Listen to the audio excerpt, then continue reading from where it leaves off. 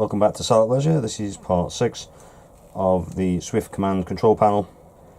As you can see, what I'm looking at now is my phone, which is obviously we're now running on the app. So whatever you want to control, once you've connected via Bluetooth, you can control the electric or the power. So it brings up that screen.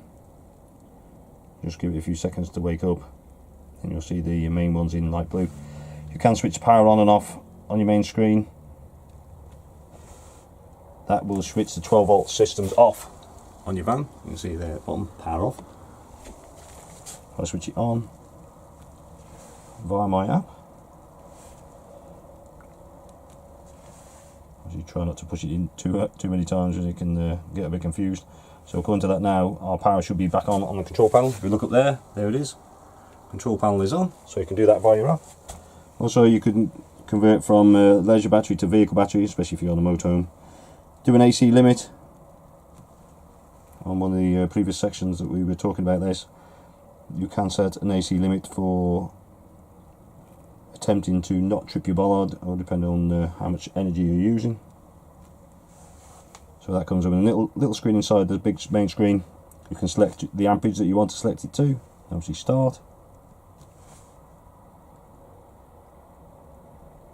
And press close. And that will disappear. Live data, if you're connected to the web, then you can go via that. What's also shown on the screen is your selected battery, amperage usage. Your leisure battery is obviously, which is the one that is connected, is showing what voltage that is at the moment. Vehicle obviously is not connected. Mains amperage, so that's what your charger on, your 240 is on. Obviously that just fluctuates. Mains charger is charging leisure battery. Then you can see there, at the moment the solar charger is not active.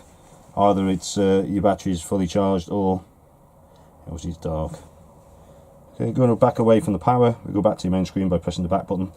You can look at the water or water operation. So you've got options on that one. You can switch your water pump on and off.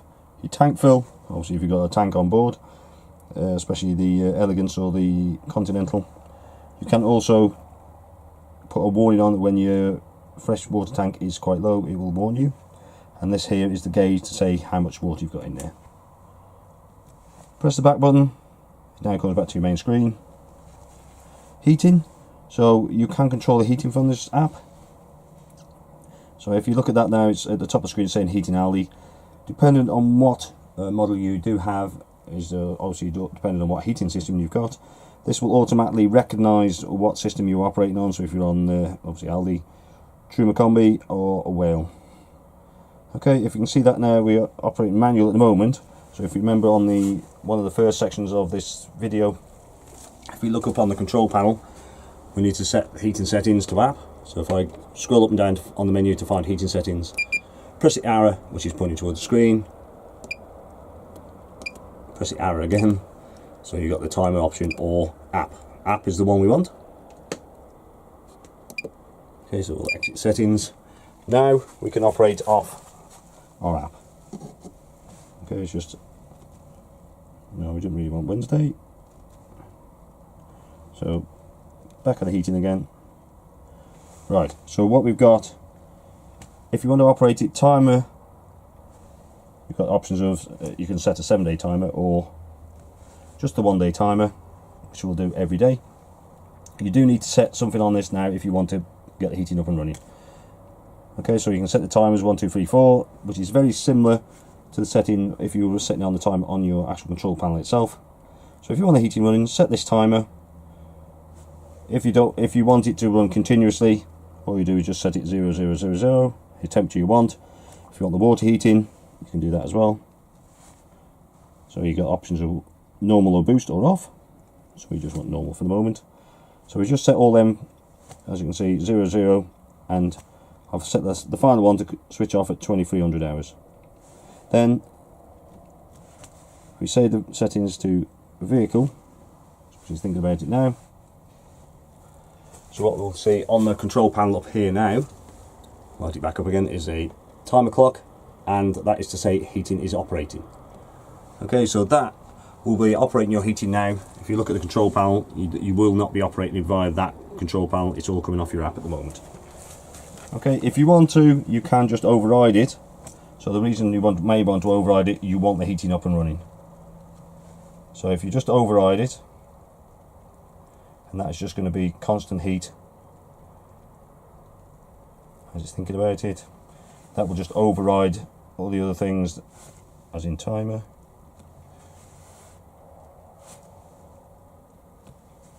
There we go.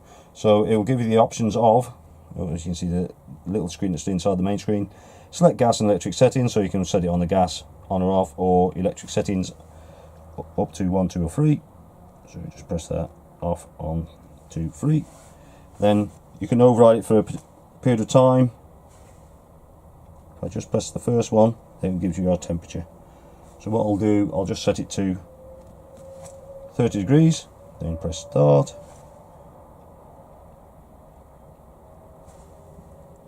As you think about it, start, away it goes. So override button is on, so that is glowing, so we know we'll operate on that. If I come up here now, what you should see is, apart from darkness, is now, even though you've still got that timer there set, it has got a flashing icon. That is the override one. Okay, so then that will be setting your heating, obviously depending on what temperature you've got in your room. So we've got it set at 30 degrees at 2 kilowatts. Okay, I've just switched override off, so it'll now be going back to your timer. So whatever the timer setting was, you've got normal water setting, so you've got water heating on, set to 2 kilowatts, we'll set to 30 degrees. If I change the temperature, so we'll go back to override for a second, it's easy to change.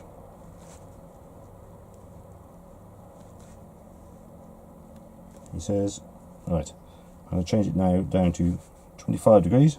You see that at the bottom screen. We've got 25 degrees. I'll press start. Give it a few seconds to rethink about it. Save the settings to the vehicle.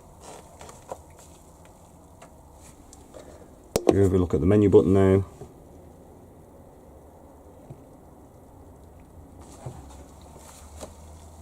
We've got override on your main screen. And that will operate for the period of time that we've set. Okay, you have the other options again. You need to, if you want to go back to the other timers, you just need to press override to switch it off. See, sometimes it takes a little bit to think about it. So again, don't do as I do, as I'm impatient. Keep pressing the button. There we go, that's off. So it's now going back to your timer 1, or as I said, you can do timer 7, which is your 7-day timer. So you can do individual days if you want to, or if you want to, and you're not particularly bothered about operating off the app, just switch that to manual, then that will automatically go to your control panel and start operating off manual. If it's saying manual, as it means you will have to operate off your control panel, which is up here. The last thing we can set via your app, which is just Bluetooth connected to your van, is your lighting. Just takes a few seconds to think about it. And if you can see the icons there, we've got interior lights. So I'm switching my interior lights on now. Obviously, as long as they've been switched individually, they will come on. So we do have a light on there. I'm just pressing the button, interior light off on my app. As it thinks about it, there we are, it's gone off. You can switch your warning light on. So all these buttons are very similar to the ones you've got on your control panel. So that'll be the awning coming on. Entry light, which some vans do have and some vans don't. So that's just above us. That switches it off. Then you've got your dimmer lights. So you're switching your dimmer lights on. If you remember on the first sections of this video, you can switch dimmer lights on. So these are your main switches to switch your dimmer lights on. And you've also got the percentage wise of switching up or down there as well. So that's dimmer 1, which should be above your bedroom.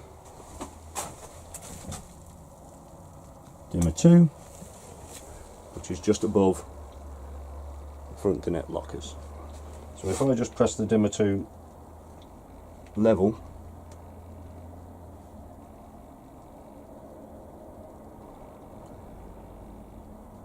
obviously it helps if I've got smaller fingers.